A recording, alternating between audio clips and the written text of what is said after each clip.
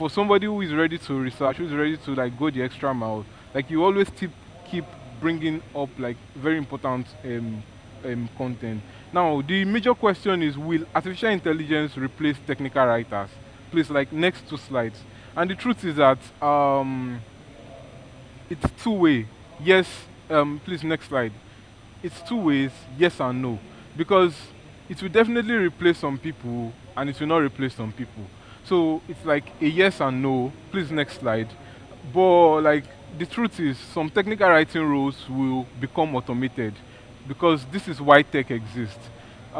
This is why the tech field is evolving day by day, and we're like looking for ways to like reduce manpower.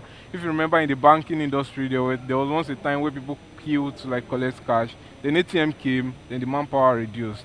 The truth is, for instance, before documentation was printed, then the time came it moved to the web. That means people who were responsible for doing that, they lost their jobs, right? But for somebody who scaled up, like so, the truth is this is why tech exists. If you read this, somebody was like talking about I was into translation for and he learned translation for a long time, and all of a sudden AI came and it replaced and it like took over their job. So next slide. So continuously new tools are introduced to automate certain aspects of your job on a daily basis.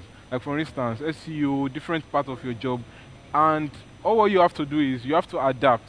You have to like look for ways of scaling your skills, and you have to actually look for ways of scaling your. If not, eventually AI is going to replace you because by the time you are giving the same output as an AI tool, then what's like your place in the company? Why are they paying you? So like, please next slide.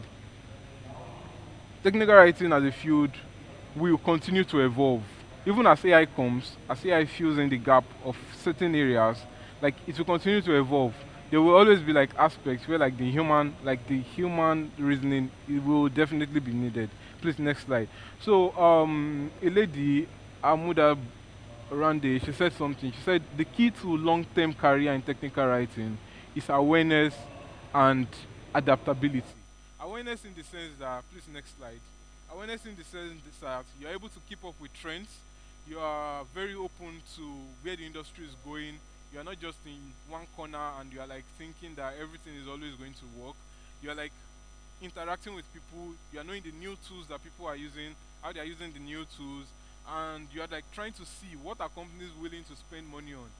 Can they still spend money on documentation, or what aspect of documentation are they willing to spend money on, so that you guys scale up, you level up, like you learn new things. You don't just believe that okay, because I know how to use Reductly, Reduc.ly, that is just the absolute tool, and I'm not learning any other thing. Like you always like look for ways to scale up so that like you're not caught up. And please next slide. The major thing is for you to level up your skill and experience to make sure that you will be part of the next evolution of technical writers and not left behind. But like I said in the aspect of people when documentation was still printed, for somebody who did not like think of it as like something that needed to like move to the web, like okay, I know that documentation is going to move to the web tomorrow, but I don't care. I love what I do. I love printing. I love this printing job or this formatting job that I do. And you're like you're not like being conscious. So for those kind of people, definitely they'll be left behind. But for we that know that okay, a new tool is coming out and it makes the job easy, definitely companies will be switching to that new tool. Like you keep learning because like we live to learn as developers. Please next slide. So and what I believe in is that content is moving to like the point of interactive writing. Interactive in the sense that we have demos, we have like people can easily practice like while reading the article. If you check articles written by this guy Josh Cosmio, something like that, he writes interactive guides whereby you are reading these articles and you are like seeing a code editor within the article where you can practice these things.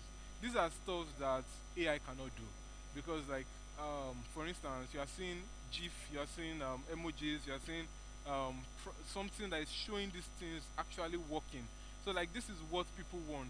People want to be able to like test these things straight up, like immediately.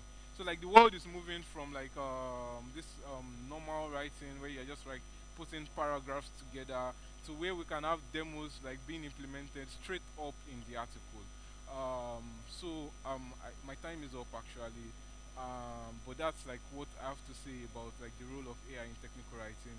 How technical writing, how AI is going to like how AI is coming into the picture and how you can actually stand out. Thank you. Uh, so, please, if you have any question.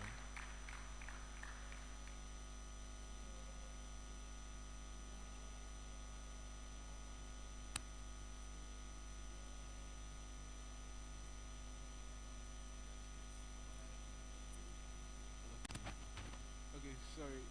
If there's no question, he said you should drop your headset on your share while you move out. Thank you very much.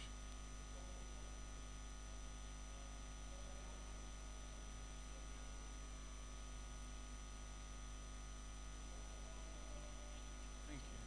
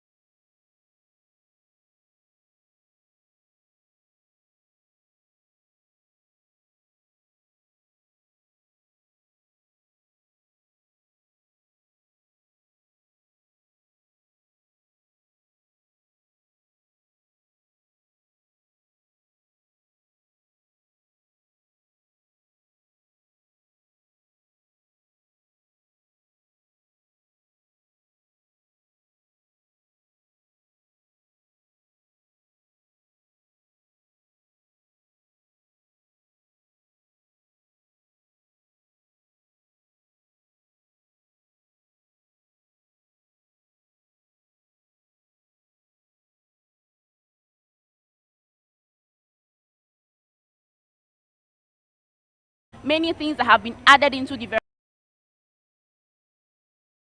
by the help of our community members, we have those plugins, those DID methods added into the project. We have faster development and problem solving. This is like very, very known. People solve problems in our community. You have a question, you ask, someone is always ready and willing to explain. We have increased trust and transparency. Because our project is open source, you're not afraid that we're going to siphon your details and upload in a certain server. The codes are there for you to see, right? Then we have broader adoption and support. People are very sure that there's nothing going to be like a vendor lock-in, or maybe tomorrow you monetize it and then you want to sell it to them. So they are very much happy to adopt your project into whatever they are building. And then we have enhanced learning and skills development. This usually comes to collaborators. If you're someone who contributes to open source, you're learning, you're improving, your skill set is increasing, and this is an advantage. I'm rushing a little bit because I want to really cover my entire slides. So when you're in an open source community, there are a lot of contributions, a lot of collaborations that you can do. A lot of us here have interest in contributing to open source communities, but maybe you don't even know how, or basically you only know of these first four, which is like the individual code contributors. This is the most known, the most rampant. People contribute by fixing bugs, reporting issues, reviewing PRs. This is just one. Then the next, you can go through the slides because it's like one point after the other. Then the next type of contribution you can see or collaboration is the partner contributions. In our community at Veramo, we have a lot of organizations who are adopting Veramo into their project, and in turn, they have their engineers working on the product as well, contributing back. So this is a form of collaboration as well. You have companies, of course, they want the open source project that they are relying on to thrive. They don't want it to disappear or go away one day, so they contribute back to you. So the next is documentation. This is for technical writers. You know how to write, or maybe you're working on the project and you realize that when you went to documentation, there was something that wasn't clear. You don't just only notify the team, you can tell them that you want to write about this so that the next contributor won't face the same blockades that you faced. I've been signaled that I have 5 minutes, so I'll rush this a little. So we have community advocacy. You are using an open source project. Have you talked about that open source project anywhere? Open source projects thrive and are very happy when people are adopting them. So when you use an open source project and you just look away or go away without amplifying the effort, you're not helping. So if you want to contribute, you're very good at writing, you're good at generating user-generated content, you can advocate for that open source community. Let more people know about what they are doing. Go and start them on GitHub and amplify their products.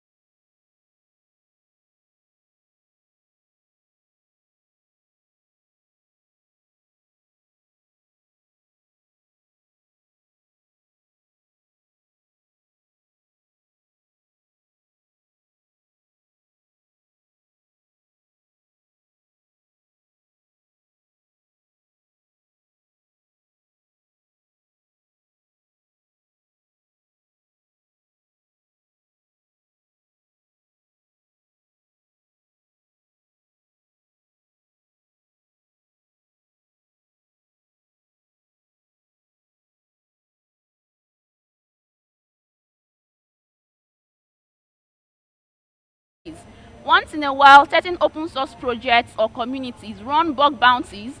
So in bug bounties, sometimes you get to hunt for bugs in an open source project because they want to make the project better, and they want everyone with their good eyes to check for those bugs, and they pay you in return. You get rewarded for it. So when you see opportunities to hunt for bugs in open source projects, please help them to make their projects better. So now this is for potential collaborators, right? Now what do you manager do?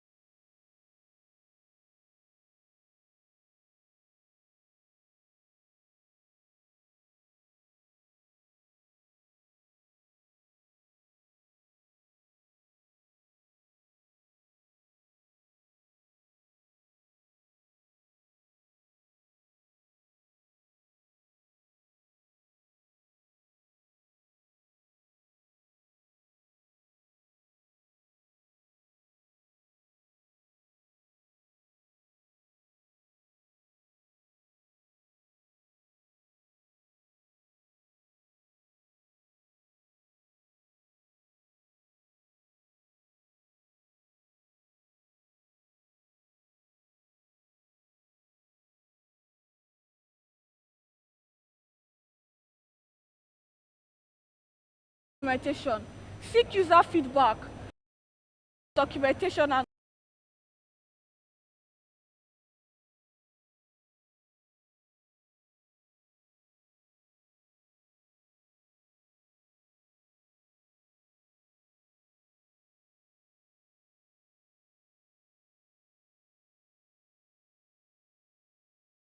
consistent headers and everything.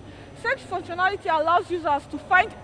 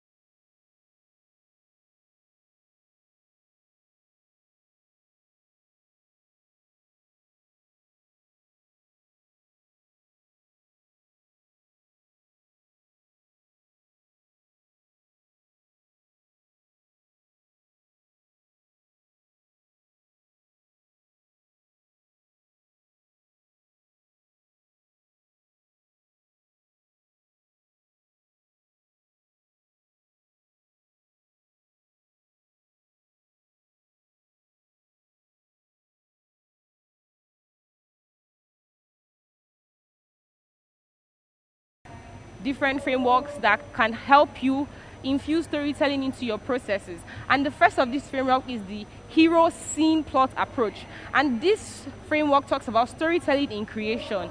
It is used to invoke emotions from your users and being able to infuse these emotions into your product. Next slide. So, the hero section. So the first part talks about who is this journey about? Who is the Tom Cruise in your Mission Impossible? And spoiler alert, it's the user. The user has to be front and center, and you need to communicate with your user and understand their problem on a fundamental level.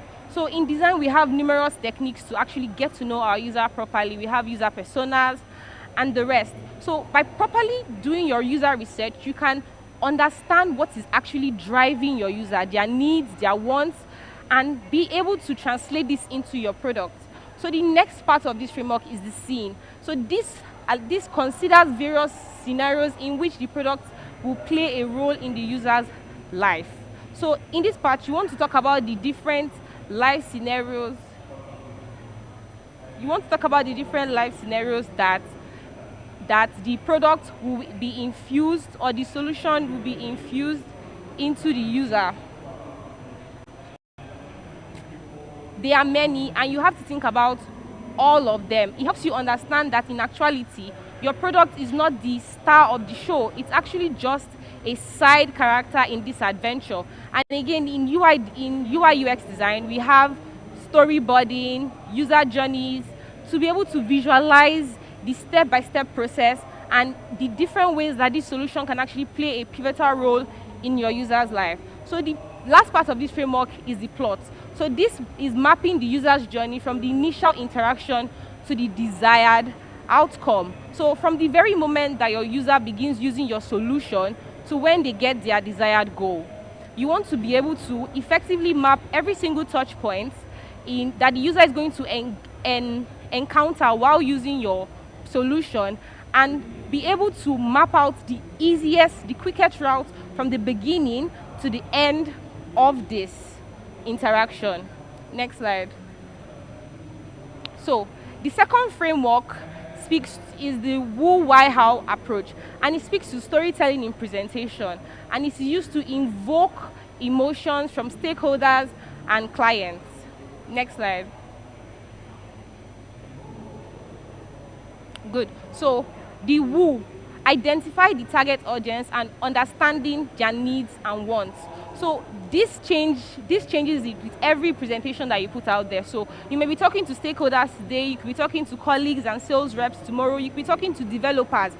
You need to understand who you are actually speaking to be able to know what they need to hear, what you should glance over, what context you need to explain, and more. The why speaks to why are you doing this? What is the problem? So at this point, as a designer, I know I'm guilty about this. You should refrain from speaking about your process. This is not the time for you to pull out the design dictionary and start talking about all the crazy aids that you did, because unless you are speaking to a room full of designers. So this is the point that you structure and present the problem in a relatable way based on the user research that you've conducted. Bring this problem to a real life scenario. Let's take, for instance, you are talking about a bill splitting, you are creating a bill splitting solution, and you are speaking to millionaires. Your stakeholders are millionaires. They are not worried about splitting the bill for Netflix and going to restaurants. So they cannot understand the problem if it is presented that way. No, you have to focus on the experience around the problem. So the last part of this framework is the how. So you emphasize the solution and why this is the best move. How will this problem be solved with your product? And most importantly, what is in it for your audience? So if you're speaking to stakeholders, you have to start thinking, how is this going to make them money? How will your solution merge with the user's life, and how will it improve it? Next slide. Effective storytelling techniques. Next slide. So mastering storytelling can be tricky because your audience is different every time, and you need to combine visual, written, and audio storytelling. But here are some time-old tricks time-old tricks to craft brilliant products and invoke emotions. Next. Less is more. So you don't want to create a solution or a presentation that is filled with words and words that is not a newspaper. So you need to say less and actually pass across your message by using graphics, by using pictures, by using diagrams, because people relate more to when they can see how this thing is actually happening in real life. Engaging humor. So it's not, you don't have to have a presentation or a solution that is straight-laced or too strict. And the good thing about humor is that if you can make your listener or your audience laugh, that's already one point of connection. That person already feels like, okay, we have something in common, at least we have the same sense of humor. Next slide. Use emotional language. So that speaks to you using simple English that every single person in the room can understand. Use languages that would invoke emotion, that will put your audience in the shoes of who you are trying to talk about. Demonstrate market fit. So you should be able to explain why this solution is needed right now in plain English. Why is this necessary? Next slide. Context and details. So I believe that context is very important, and the little tiny details in your solution is what makes your solution your solution. There are so many payment apps out there, but what makes payment app A different from payment app B is the little iterations that are in that product. And that is a very important thing that you do not want to glance over when you're trying to explain a solution or you're trying to create a solution for your users. And then the last tip is value first. So that actually speaks to the outline of your content. You want to write out how you want, step by step, how you want your content to flow. Do you want to start from your introduction? Do you want to start from the end? It's actually all up to you, but you need to have a clear path that the audience is going to follow. So next slide. Key takeaways. Next. So why use storytelling? Honestly, storytelling transcends design boundaries and permits commercials, brandings, and even supermarket layouts. It emphasizes the solution and experience derived from a product that holds greater significance than the product itself. It pushes for connection using emotional language and humor, while staying flexible to adapt your delivery for maximum input. So by mastering concise and impactful storytelling, you can write less, say more, and captivate your audience. And if all this is not convincing you why you should use storytelling when you are crafting solutions or when you are presenting the solution to key stakeholders or key design decision makers, it actually saves you time. I know a couple of us that are product designers or UI UX designers, we've sat down in rooms with our head of finance or the person that signs the check, and you're explaining the same thing over and over again, and they're asking you questions that, I thought I mentioned this in my presentation. But when you use effective storytelling, all these questions can be answered because you are taking your audience on a journey. The ups and the downs, the pain points of your users, the roadblocks when you were preparing that solution, all of that can be effectively explained by using simple storytelling. Next slide. Inspiring action. So the power of storytelling inspires the audience. It fosters excitement and understanding. It bridges gaps in beliefs and experiences and creates a shared understanding of value for sustainable and scalable design. With effective storytelling, you can actually get every single member of the product pipeline on board from the start to the finish, and that is the key for sustainable and scalable design. If, for instance, you are no longer part of that product, you want to have been able to inspire every other member to properly understand what the end goal is. So by implementing the principles of storytelling, you can transform your design process and captivate your audience, making them anticipate and engage with your narrative. Thank you. Next slide.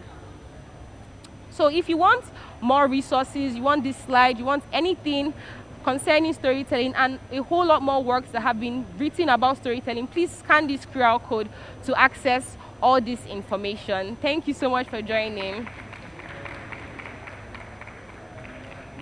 If you have any questions, I would be willing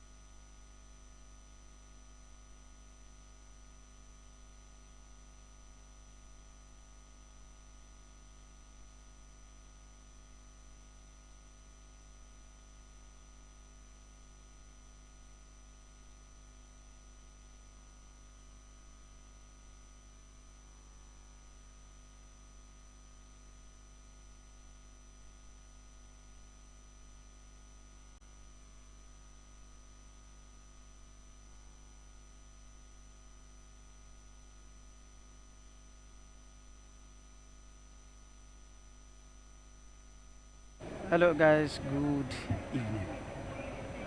I can hear loud and clear. Okay. Have 20? I-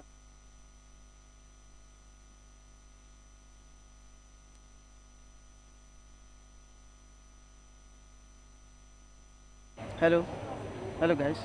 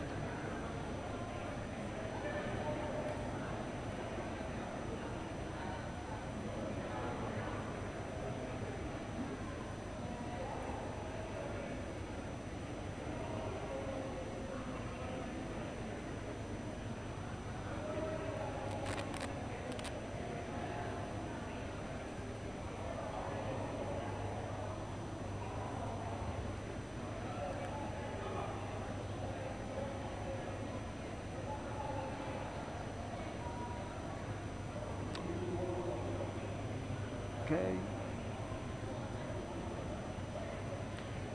So, can I confirm if the slide is on the screen? Hello, team. Okay, good. I can start. Right. Good evening, everyone, and trust you're having a great event. So, in the next couple of minutes, I'll be taking you through a conversation which is on this topic, how pro developers can contribute to local development. I mean, I want us to together go through this conversation today, and I will be talking through about 4 points. Please move next. Yes, it's not a Christmas season, but I'm here with gifts as usual. People that know me know I always come with gifts. I move around with gifts. So I have a gift for someone today at the end of this whole talk. Next. What will I be talking through, or what will our conversation be all about? Please, next. Mm.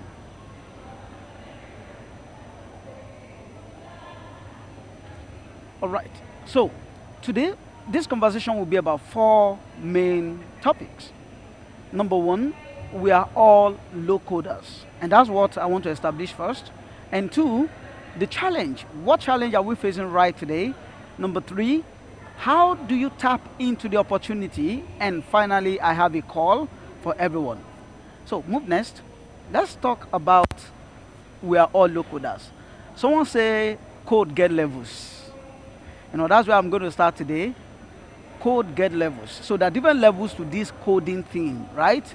And I'm here to prove to you that we are all low coders. And I will be sharing some points which you will agree with me as I move through this point, why we are all coders and why code get levels.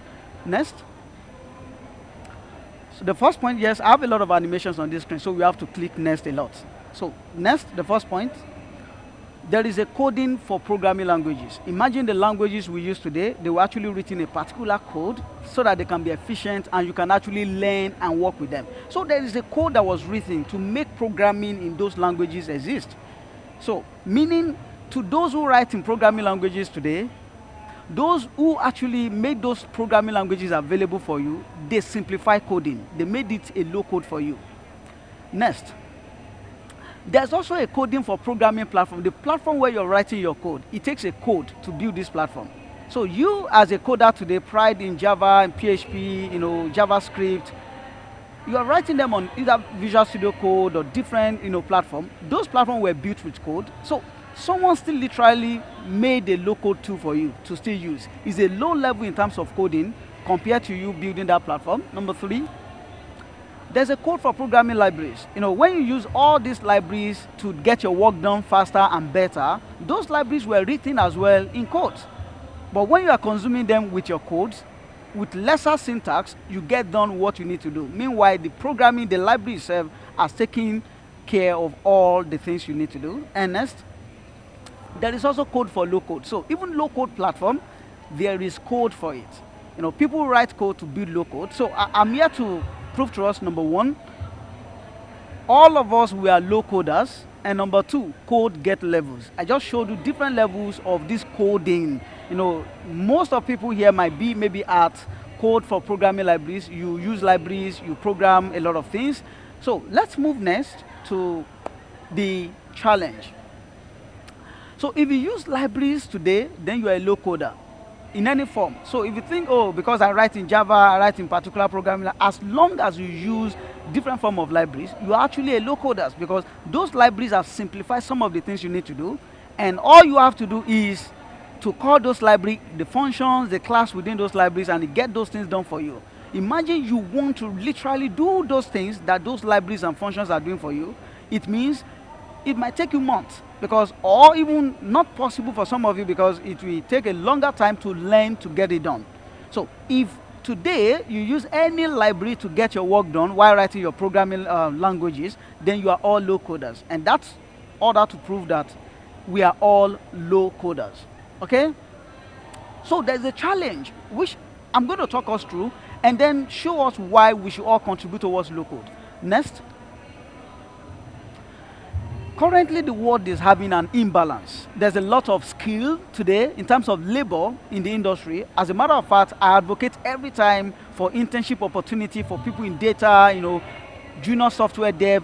So there is labor right there.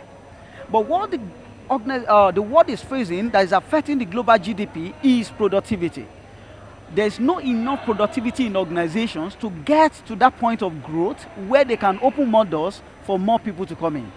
So, and if these imbalances continues, then we're going to see repeated economic recession. So it's a global challenge, and it's a call to both you and I to see how can we address this. And I'm going somewhere. So for organizations to truly make this chart more balanced, to increase the productivity of organizations and even people, so that we can have more room for growth, and when we are growing, we can employ more people. That way we can return this scale to balance. There's need for automation, there's need for building more applications, there's need to be more innovative with the way we offer products and services. Next. And for us to be more innovative, automate processes, do things better, we need to create more applications and platforms.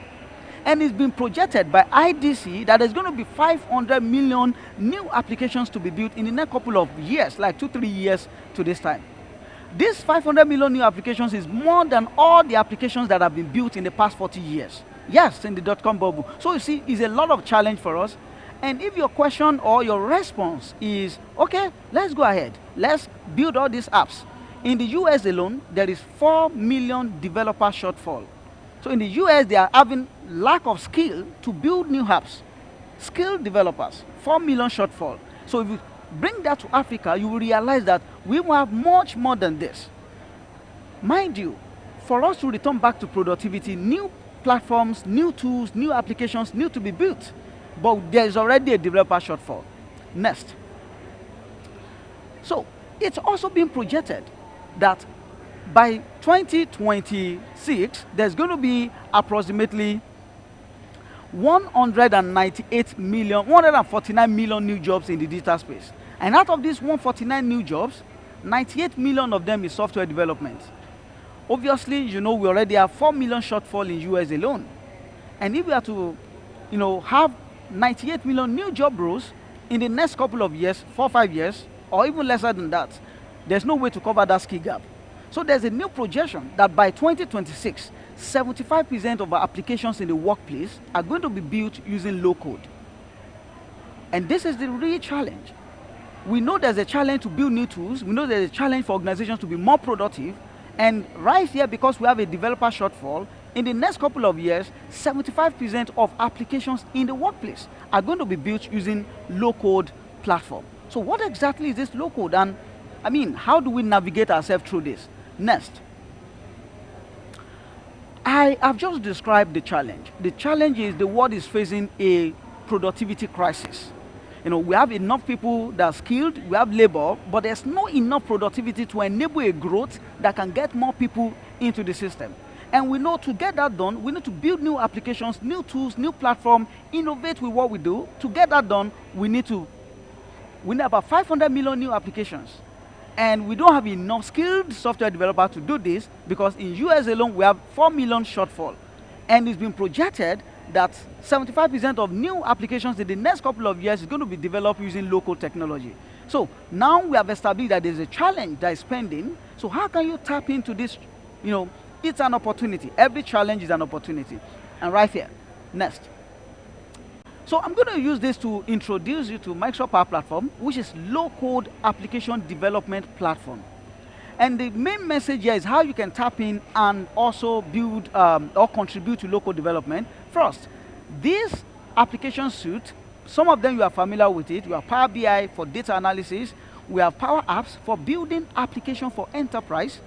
We have Power Automate for automating processes, making solutions to talk to each other.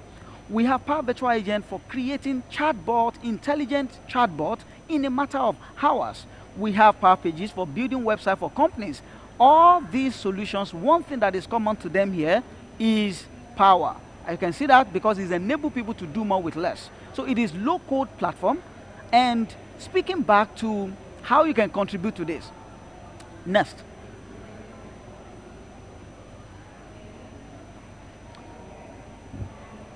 Okay. Sorry. Next. Go back up. No.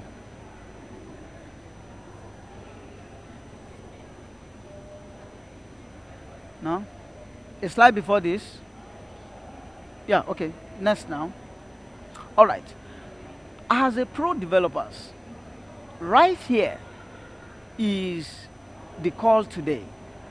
The call is for you to contribute to local development. What you need to do is create more connectors.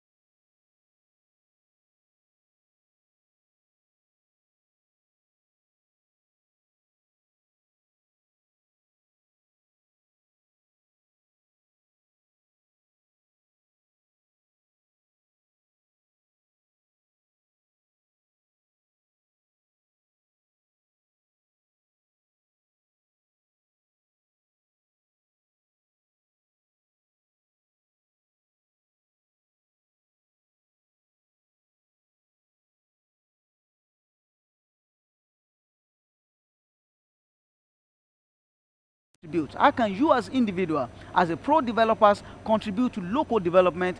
You can do this easily by creating more connectors, because local developers are limited with what they can do. It is connectors that determines how well they can go.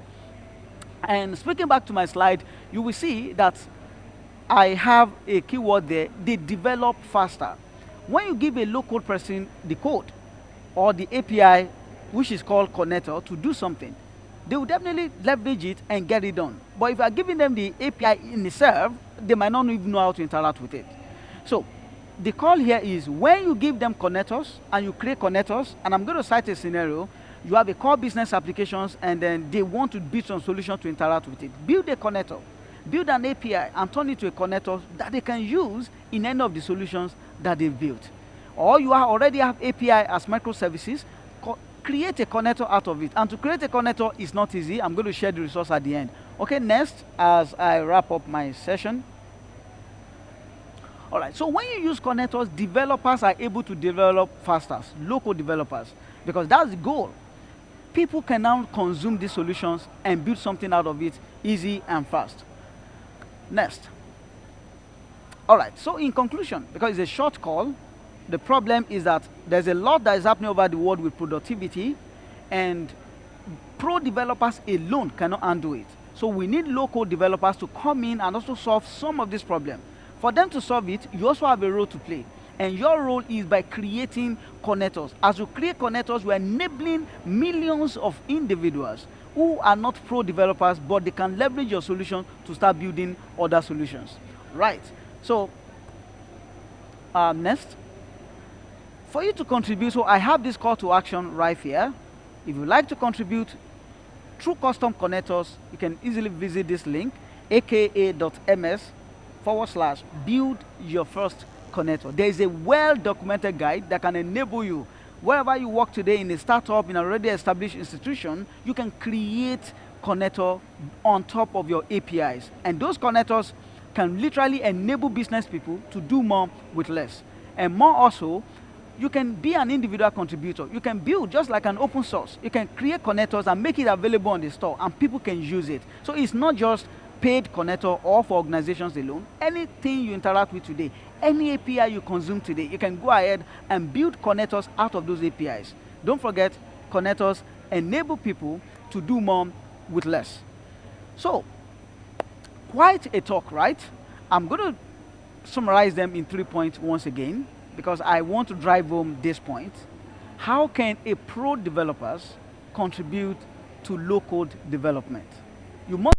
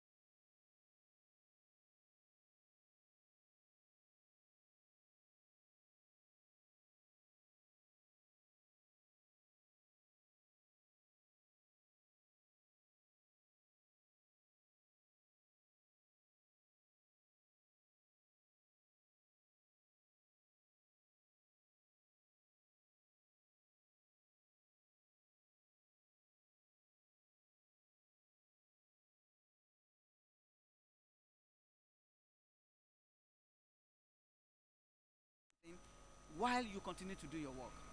And how can they do that? Build connectors. Go to open source. Open source project, you can make it open source, or any API you've consumed in the past. Go ahead, build connectors after those API, or even for your organization, build connectors on top of their API, or for the startup you work with, turn some of their solutions, turn them to connectors so that people who are local developers can consume these solutions and be able to build more other solutions.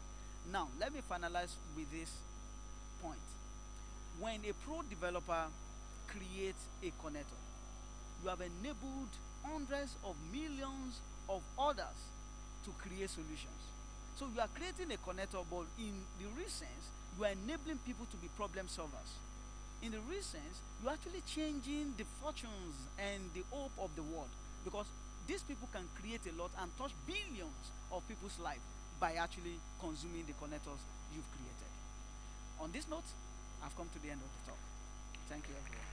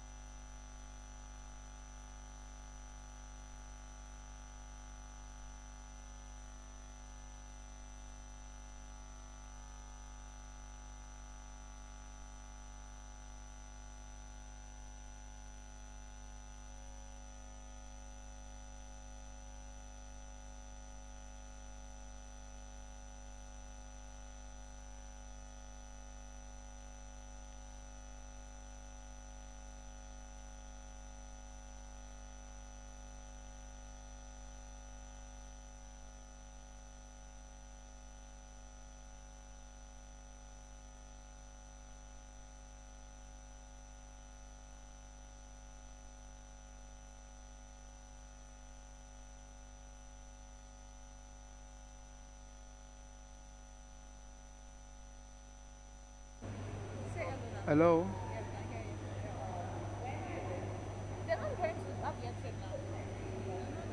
Huh. I'll just be hearing myself. It's weird. Yeah, you can go ahead. Alright.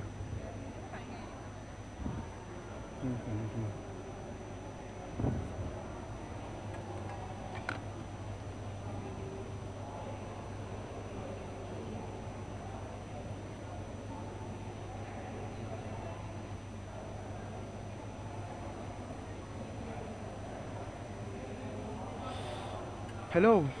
Hi everyone. Can you all hear me? Yes, so sorry. People at the back, can you please move forward a bit?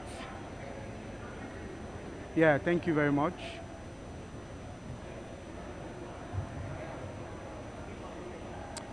All right, yeah.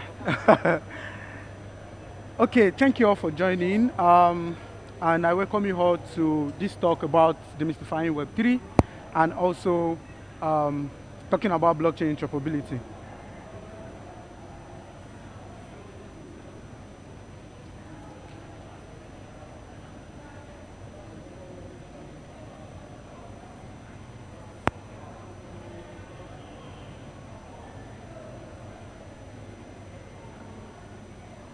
All right, next slide, please.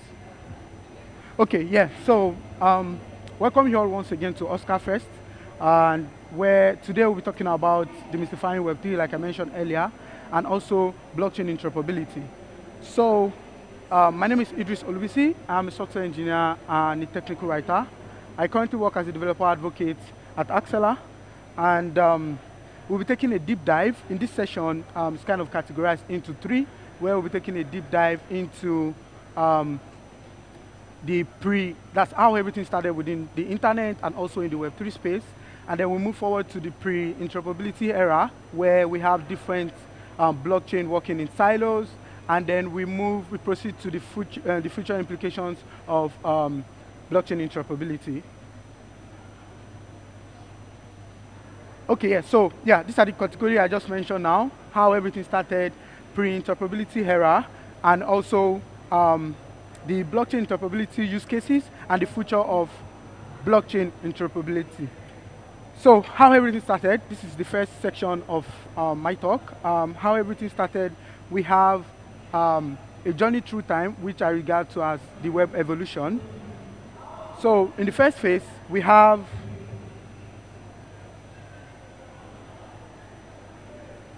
sorry, excuse me. Next. Are they hearing me? Next. Yes. Which are regards to our web evolution, like I mentioned earlier. Next. Next. Okay, yeah, so we have the part, the era of Web 1, which is regarded to as read-only, where what is happening as at that time is just to read content online, and all of the people that have access to the internet, as at that point, they are only consumers. Next. And then we move on gradually to read and write era, where we don't just read content online, we also write them. So we have a couple of applications right now that we use, our social media applications. We have ability to comment, reply. All of those interactions did not exist during the Web 1 era, so which is a good thing, right? Then next, please. So we gradually now move on, instead of talking about just read and write, we then move on to having discussion about reading content from the internet, writing content to the internet, and now owning them. And the Web3 phase here is the third iteration of internet, which is powered by the blockchain. Next. So now, in Web3 itself, how did it all started? We have different phases until we get up to the point of blockchain, the interoperability, and some of the use cases of the reasons why we need interoperability in the first place. Next. So in the beginning, we had Bitcoin, we have Maker protocol, we have Ethereum, and we have OX blockchain and Uniswap. So these are all refers to as the very beginning of the blockchain era, where we have all of this protocol existing, and having Ethereum itself, which allows developers to build decentralized application using smart contract, writing smart contract code. Then next, please. So now, that's like the beginning. So let's talk about the pre-interoperability era, which is the second section of this talk, right? Next, please. So what are the challenges that exist during this era? Next slide.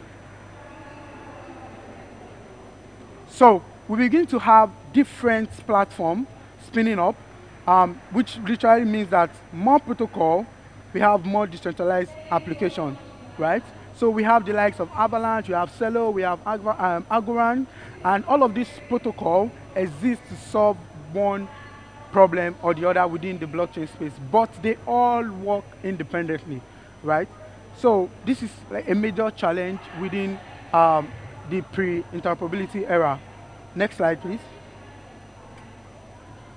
So the two major highlights here is lack of communication between those chains, and also Oracle problem, which means that we have individual protocols and they don't have the ability to interact with other protocols because all of this information exists majorly on those protocols, right? Next slide, please. So now, we've talked about how everything started and then moving on to the pre-interoperability era. The third section here is what exactly is the blockchain interoperability in the first place and what are some of the use cases that is attached. Next slide. Next slide. So blockchain interoperability in a simple term just refers to as communication, enabling different blockchains to communicate with each other. Not just communicating, they also exchange assets, they exchange data, which is referred to as the cross-chain messaging protocols. So we have cross-chain messaging protocols that allow this kind of interaction to happen within the blockchain space. Next slide. So why is it important? Next slide. So I'll be talking about a couple of points here, why blockchain interoperability is important. The first one is it allows seamless transfer of data and assets and value across different blockchains. Next slide.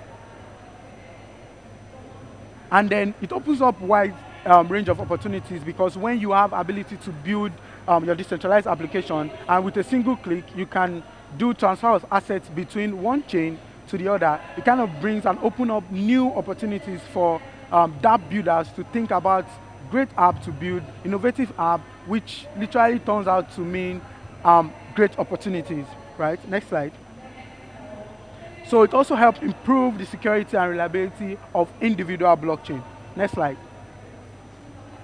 And finally here, it facilitates blockchain collaboration and integration generally, because now you see the likes of, which I'll be talking in a couple of slides, where we have cross-chain protocols powering interaction between chains. So either you want to send message from Binance to Avalanche or from Avalanche to Polygon, or probably registering a token on Ethereum and you want to extend those functionality to other blockchains. So you can easily just leverage the protocols I'll be mentioning, which they provide SDK for those that are interested in making their token or their application interchain.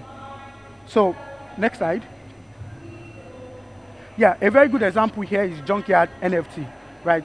Does anyone here have bought an NFT before or own an NFT up to this point? Anyone? All right.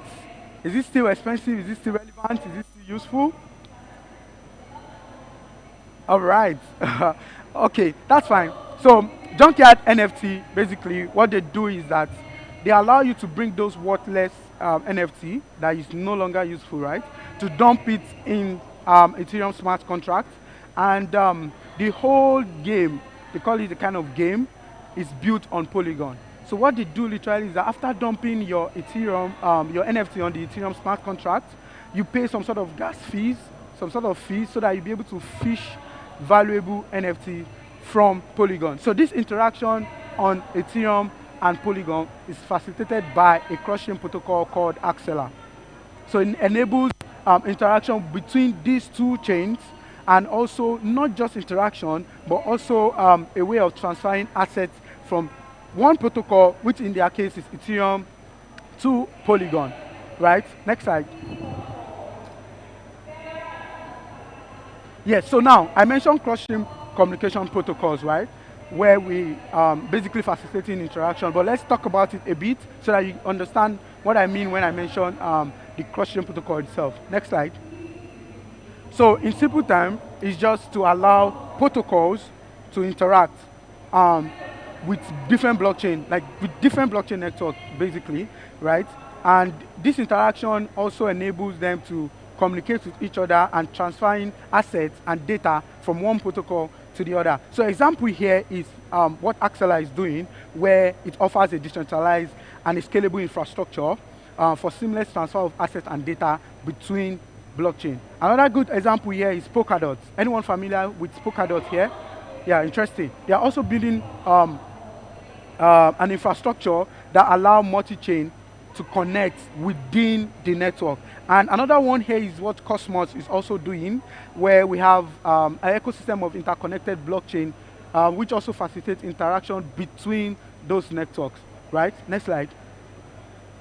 So, like I said earlier, which these cross-chain communication protocols generally, they utilize mechanisms like relay chains. They utilize inter-blockchain communication, which is known as IBC, and also some of cryptography hashing functions, right, to facilitate those secure and verifiable communication between those chains. So all of these things I mentioned is not as if they built an app somewhere and an app that you can't even verify or trust the process.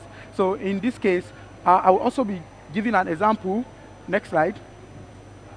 Yeah, an example here is the Axela stack itself, where we have 3 layers, and we have the application layer, which we have different decentralized application, different network interaction, and then we have, okay, this is not showing very, okay, yeah, we have the Axela API itself, where the interaction happens between the application layer and to the layer gateway. So individual gateway here provided, as you can see, we have the Ethereum, we have the Avalanche gateway, we have the Cosmos gateway and Polkadot gateway, all of them interacting and sitting on the Axela network, which is a complete proof of stake, decentralized blockchain network, right? So next slide.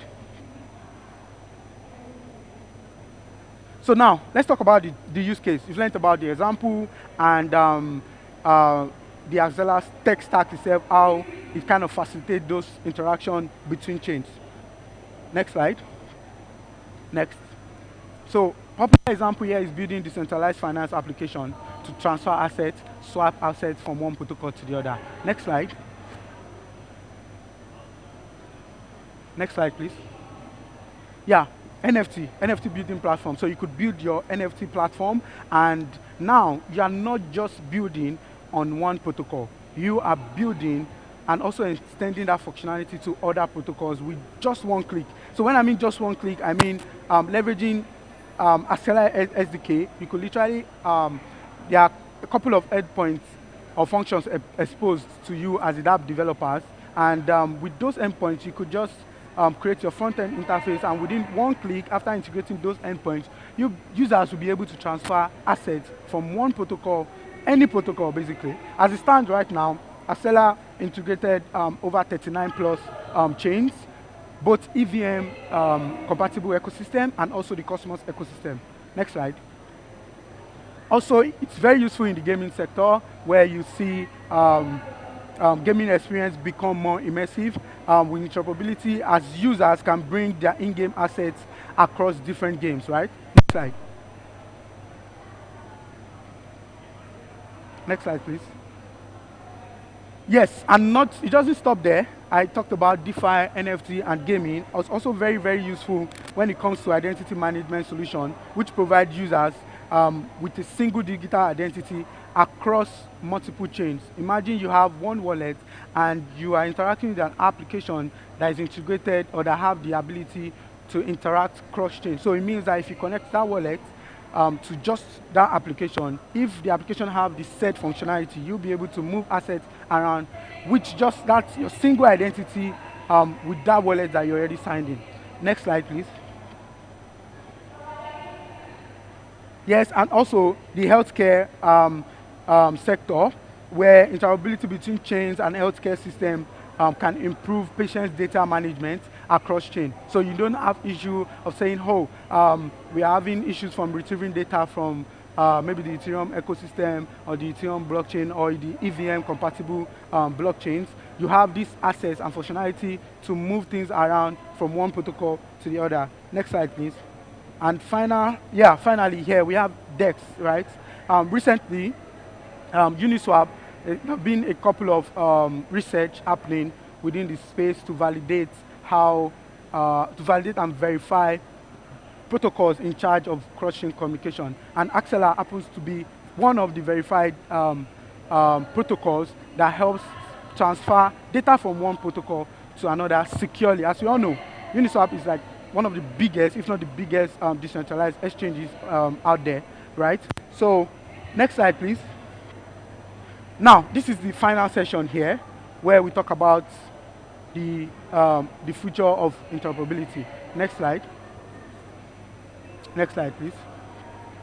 So, to just break things down, first, it helps enhance collaboration. 1.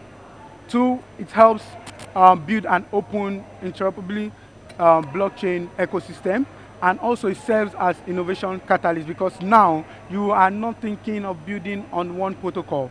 You are thinking about, you spend more time thinking about the problem you are solving and then leverage cross-chain protocol to extend things that you would normally do in a single protocol to other protocols. So protocols here could be anything, basically Avalanche, Cosmos, Ethereum, Polkadot, or whatever protocol that you wish to extend your dApp functionality to. Next slide.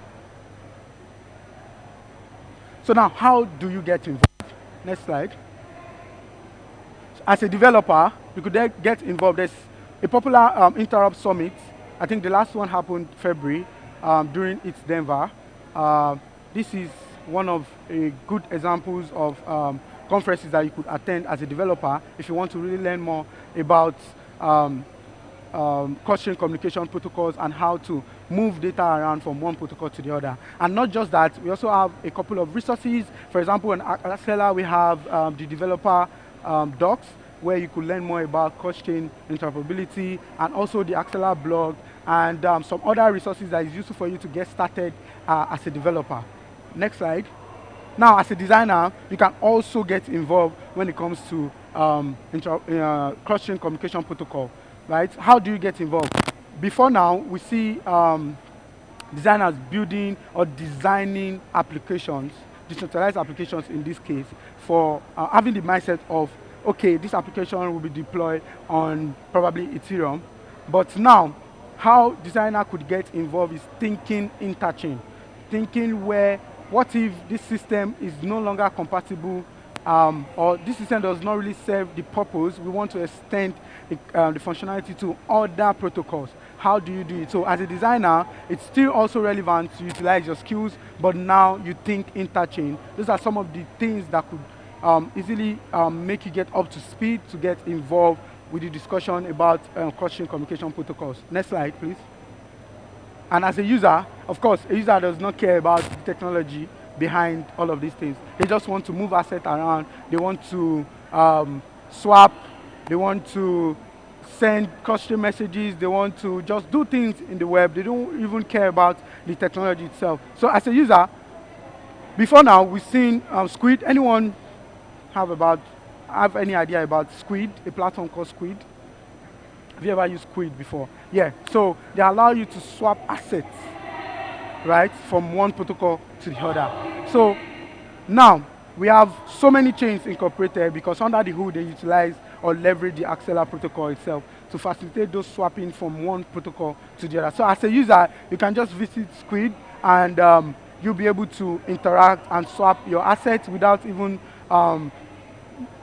taking time or having like special time for you to think through the whole tech or trying to understand tech behind it, but you could just literally just leverage from the front end UI and you'll be able to swap your assets from one protocol to the other. Next slide.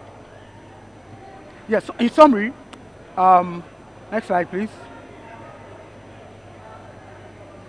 In summary, we talked about a couple of things, but to summarize the whole thing, the web evolved literally from Web 1.0 to Web 2.0 to Web 3.0, and then it's also clear that interoperability is the key. That's just the future, to be honest, because we can't keep working in silos. We can't just have a couple of protocols there existing and working in silos without interacting with each other. So, which leads me to the next point, says connectivity, which means you make more and you save time, right? So, and it also costs less to build, since we have like cross-chain protocols that already help facilitate those interactions. So what you just need to do is to leverage the SDK provided by those protocols, and you'll be able to ship things faster. And yes, you should get involved. All right, so next slide, please. Yeah, so to wrap it up, right, there's this saying I want to leave everyone with, right, which says instead of moving assets to compute, it's better to move compute to where assets are, which literally means if you have your application deployed, all of this, your logic deployed on a specific blockchain protocol, and you are willing to extend that functionality to other protocols. Leveraging any cross-chain protocol could help you achieve that with a button click. So a button click, logically, it's a button click. But behind the scene, if you want to integrate it or develop such application as a smart contract developer, there are a lot of things you need to go through. But thanks to Axela, we have very simple to use SDK that will allow you to move things around from one blockchain to the other. Next slide, please. Yeah, thank you very much. You can find me at SolanaSoft anywhere, and I'll be happy to help. Next slide, please. Yeah, so if you have any question, I'm happy to answer this question. And please, I also have like a couple of merch swags to give out, right, after the session. But one thing I would say is you could just help scan this QR code.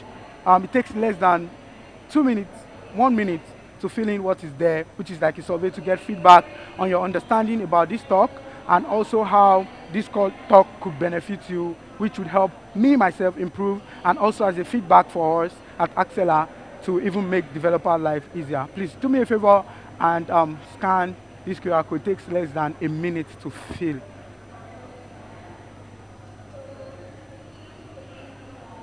So while we are scanning, does anyone have any question or feedback or regards or any contribution, basically? Anyone? All right. How can I hear? Chill. Okay. How can I hear? How can I hear what you're saying?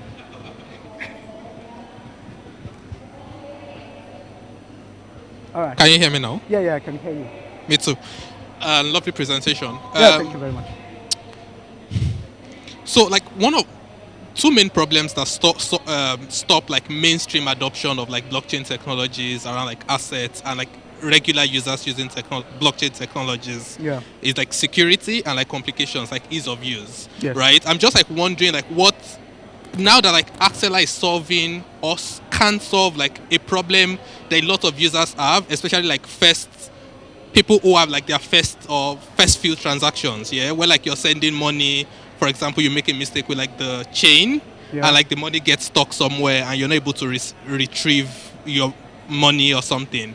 I'm curious, like, what applications are you seeing, right, that like are pushing mainstream adoption to make it very easy for users to use like blockchain technologies, right? Like, either like interchain technologies or even just make it very easy for users to like transact or move assets across blockchains easily without having to worry about like complications or mistakes that can be costly.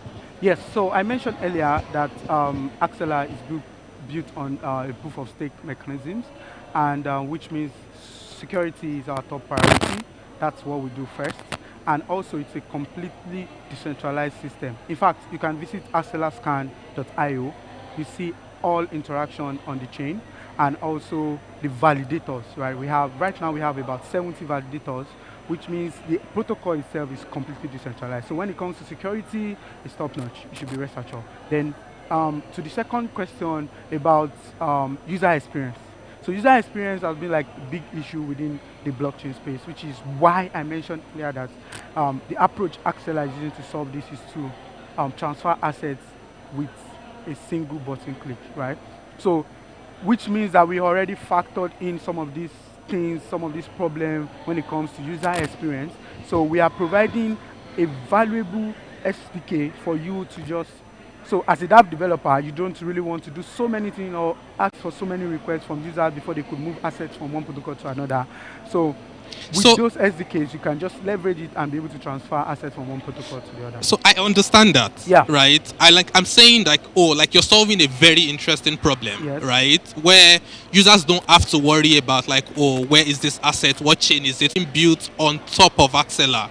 Right? Okay. Or that, or users can gradually, we can begin to like stream. Okay. That users don't have to care or worry about, oh, goodness, this thing is like on some chain, my money is stuck somewhere. Like, what solutions are people building that is making interoperability easy and hopefully helping user adoption? This is a great example of how cross-chain interoperability works, right? Cross-chain communications basically, because it's built on Axela.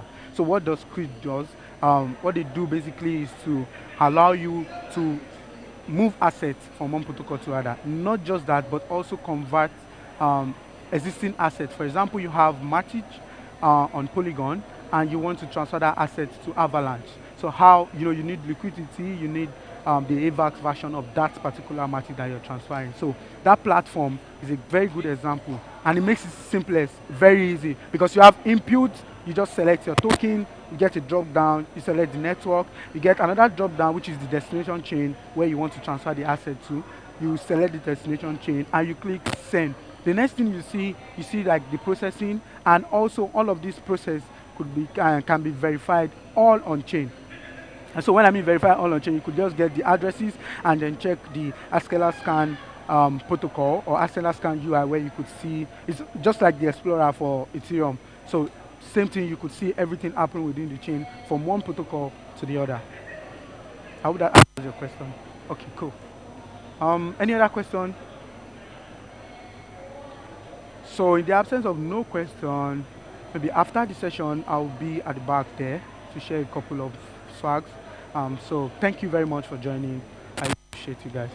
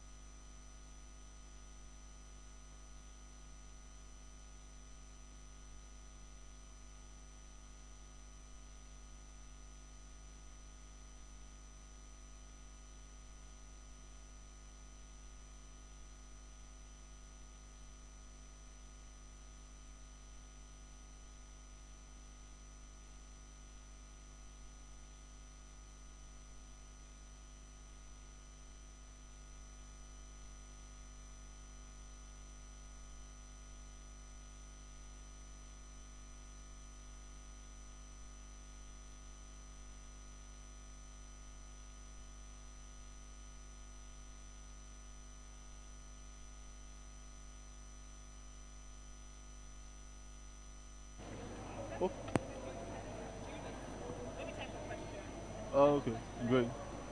Can you hear me? Cool, nice. This is weak. Hello? It's a bit weak, oh. It's a bit weak. Yeah, it's shaking. Yeah, like it's shaking, it's a bit weak. Okay. Or, yum, yum, yum. So all of you have big ears. That's nice. You can hear me? Great. No worry, just down. Okay. Next? Wait, can everyone hear me? Okay, that's good. Sorry, it's a bit tired. Hi, Nest. Who is projecting? Because it's big. It's shaking me. You're taller than me. Sorry. How about, okay. Uh, to do.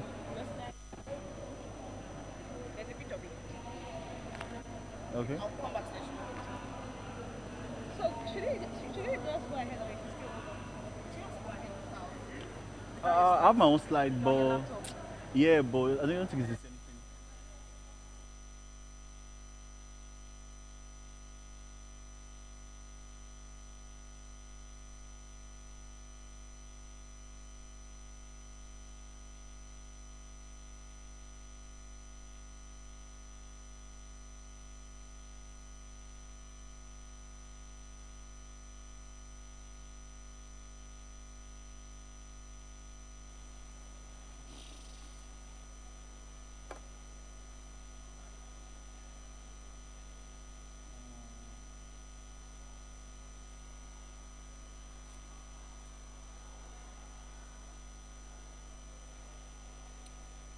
Okay, can everyone hear me? Nice. Okay. So there's a slight delay in my slide, but I think it's fun. We like get to know each other. You get so, but not me though. Just talk to your guy, like your neighbor. Yeah. So you can just talk to your neighbor and be like, "Hi, I'm this person." That's fun. That's fun. That's fun. So while we wait for the slide to get up, yeah. So for everyone asking, I'm Fortune Ikechi. I'm a technical writer, docs engineer. I also work at Storyblock as a DevRel engineer. And like I said, slide is a bit delayed, so let's just waste time a bit and just relax. By the way, if you're behind, you can just come in front. I think there's enough space for everyone.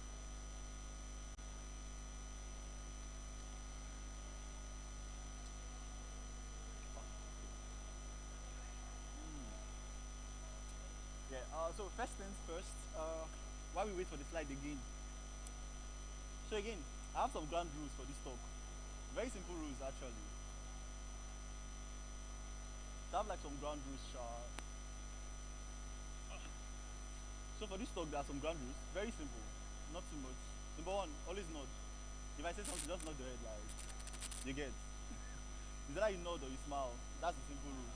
You get, you nod and you smile. Number two, don't sleep. There's no sleeping in this hall. If you want to sleep, you can go out now, but don't sleep. The number three rule is you can just tweet at me at CodeDog _ and then tell my colleagues that I was here, so they know I'm doing my job. Yeah.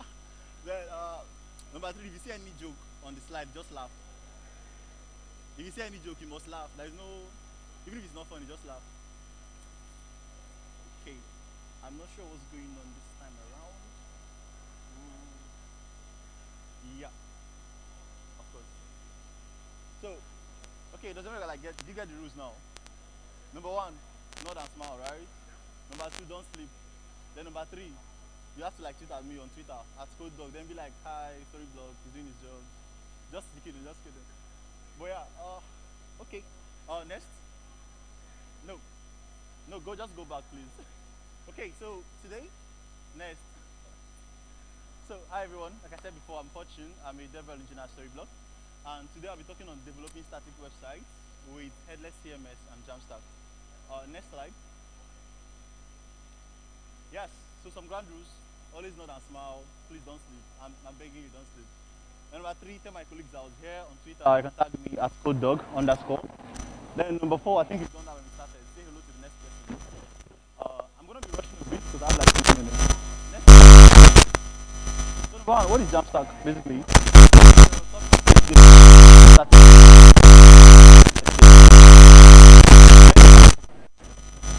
So Jamstack basically is a web style that allows you to work with JavaScript, APIs, markup. Wait, by the way, who knows what Jamstack is? If you know, just raise your hand. Jamstack. Who has used Next.js here? Next.js. Who has used static site generation on Next.js? Okay, nice, that's good. So Jamstack now, basically, you have to like focus on writing JavaScript.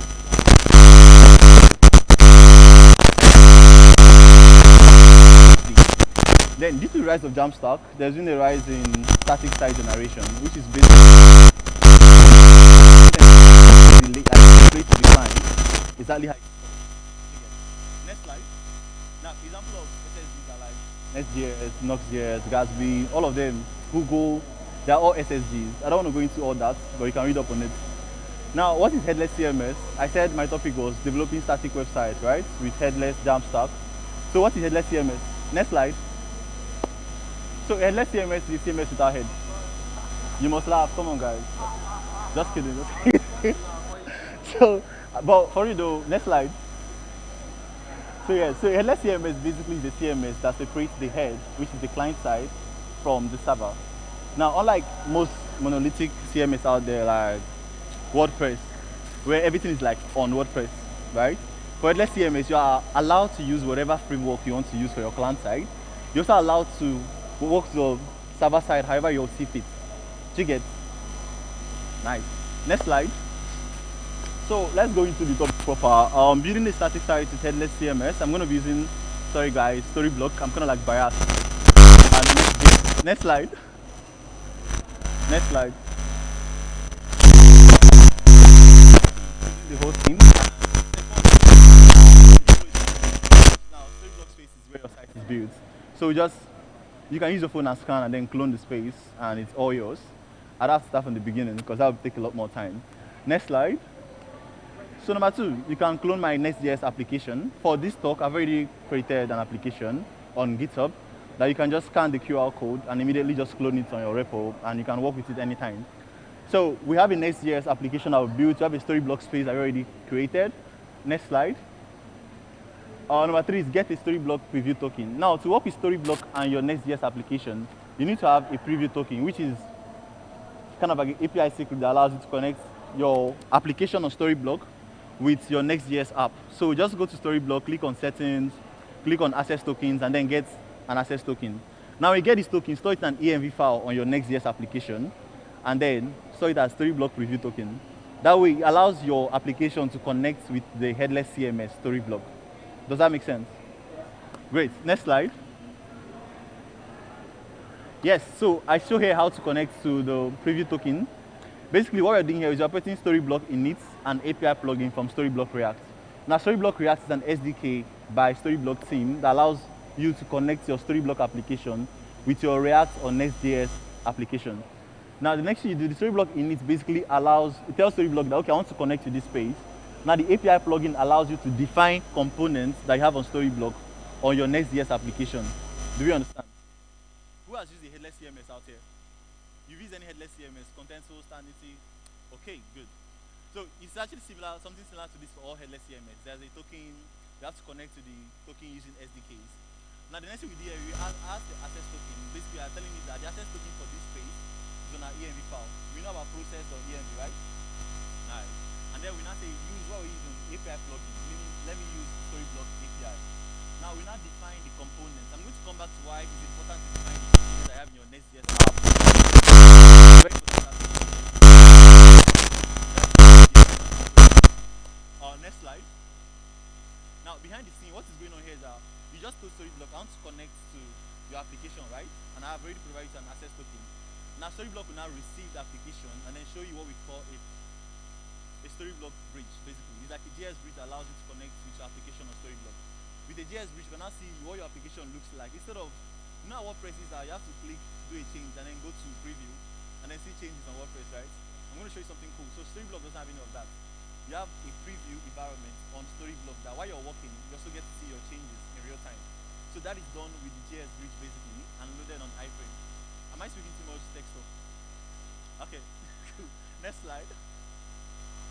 Nice. So I just said there that the visual editor is basically enabled, meaning the application now is like ready to go, right? If we are with our laptop, this is what application will look like. So now if you look at the image, we see here, should I? Yeah. So basically we see here, this is our application, and then beside here we see the Storyblock environment, all our fields, components on display. Now if you make any changes on Storyblock, you immediately see it on the left hand side, which is where the visual editor is on Storyblock.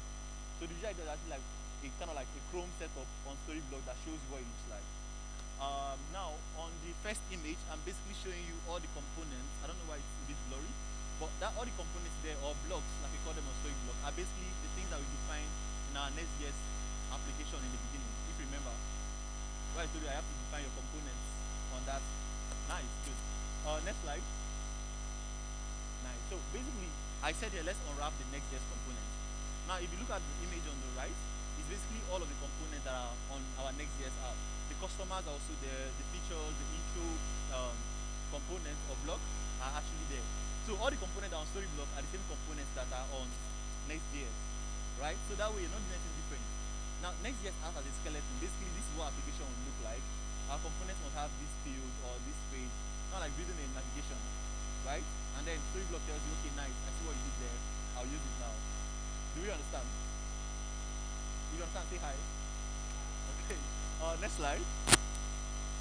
Now, I'm going to do something different. I basically have two images here. On the left-hand side, we have a feature component on our Next.js app, right? And on the right-hand side, we have Storyblock. What that component looks like on Storyblock. Now, if you look at the first part, we basically have a feature component that has an image, that has a h1 tag, it has a description. Now, the image also has, on the component, it also have like a filter, like a nested block that shows, okay, you can select images and more, right? This is what it looks like on Next.js. Now, to build on headless CMS, right, you have to create a skeleton for your component. Do you understand? Especially when you're doing a static site. These static sites are basically the same thing for the client that they are stored, right? So what we did there, just created the skeleton for our project and then added Storyblock to it. Now, if you look at the image on the right-hand side, you can now see all of those fields that we created on Next.js on Storyblock, right? You can then deploy your Next.js in a different server or whatever, Netlify, Vexel and all of that. While Storyblock gets to reuse those components over and over again to deliver your static site to your customers or your users. Does that make sense? Great. Next slide. Now, when you're done with all of these steps that are just outlined, we now have what our application looks like in real time. So what we have here is basically a couple of blocks. The customer's block, I don't think you can see that. Wait, 1 second. Yeah, I think it's customers. So basically I said, hi, Oscar folks. Hi everyone, this is a demo of Storyblock with Next.js showing how to work with the headless CMS and Jamstack. So basically you have like a whole Jamstack tool and then Storyblock, which is where you store your information. You can then decide to deploy this application like I said before on Vector and Netlify, and again your application like this to go. Do we have any questions or should I keep going? You just need to say hi. Okay, just do it. Next slide. Yeah, so thank you. That is all about my site. Again, you can connect with me on Storyblock or say hi to me anytime, talk about headless store. But if you want to talk about anything, tag me on Twitter. I'm codelog_. Thank you very much. Do you have any questions? Yes.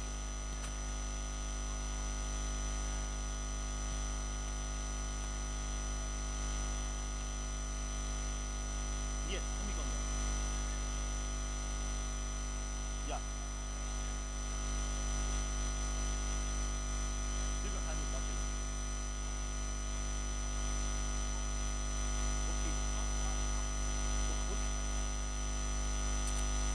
Okay, so the question you asked is, can everyone hear me? Cool, we good. Okay, so if you ask questions, I can hear you. Okay, so basically, when you have a headless CMS, in fact, any headless CMS, let's use Storyblock communication for a second. Now, you have a headless CMS. Your application on React, Next, Nux, Gatsby is basically like, kind of like a skeleton. It's not the main content, you get? It's just like a skeleton of what, just a skeleton that contains your components, right? You then put those components to your headless CMS. You can then deploy your application, maybe put on GitHub, for example, and leave it there. Then host your headless CMS as a different thing on another server. It could be Netlify, Vexel, or anywhere else. Now, Storyblock, let me now come down to Storyblock. Storyblock has a DAM, which is a digital asset manager. You can store assets on Storyblock. You can basically use Storyblock as your main tool. However, to serve your application to a whole lot of people, Storyblock doesn't do that. It allows you to use it with other services. Now, the reason you use other services, right? You can actually use these services with other people. You get with other integrations that you have, Netlify, Vexel, and all of those people. Do we understand? Does that make sense? Any more questions? Do we have any more questions? So you can ask questions ranging from static site, Jamstack, or headless CMS. Any more stuff? Okay, I'm going to take it as a no. Okay, this was nice. Thanks everyone. Thanks for not sleeping. Thank you very much.